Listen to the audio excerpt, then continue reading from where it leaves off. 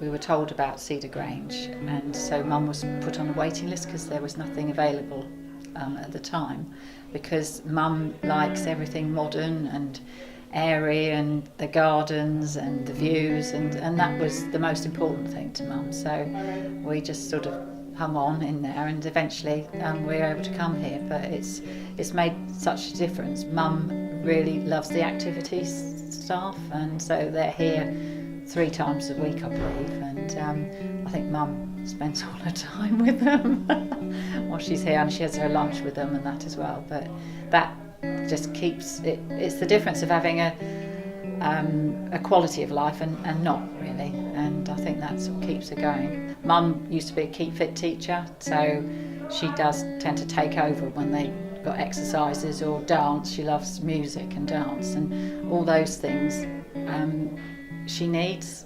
So to be able to do that several times a week, and like this morning they were playing drums and she was up dancing all morning, so it just, I don't know, it just makes it so much better for her, and then if it's better for her, then it's better for us as well. Well, we have activities on every weekday. We try to keep 2 of us daily, so that because you always need backup. We have a lot of people coming in to entertain us with a music base, because I think music is the key to dementia, because it's, I think, one of the last senses to go. So anything that's music based gets a response. Like today we've had a percussion therapy, and they've all joined in and enjoyed that. So we try to do that about once a week.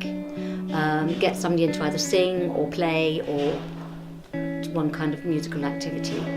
The other thing we try and do is relate the outside, bring the outside world into Cedar Grange, because it makes each day have a point to it. In the summer it's very busy because there's Ascot, so we always make hats for Ladies' Day.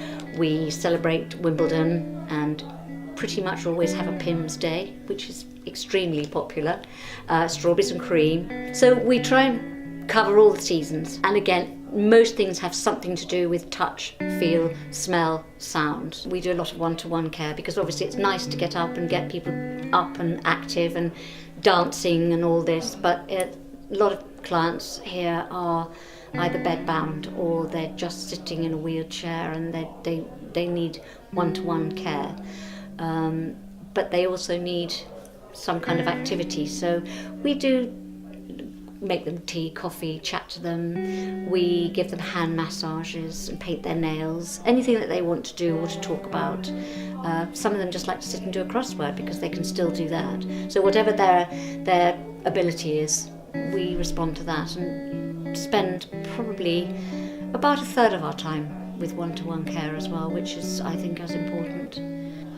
I think it's the way it doesn't feel like a care home, and that's really important, because Mum always said that she didn't want to go into a care home ever.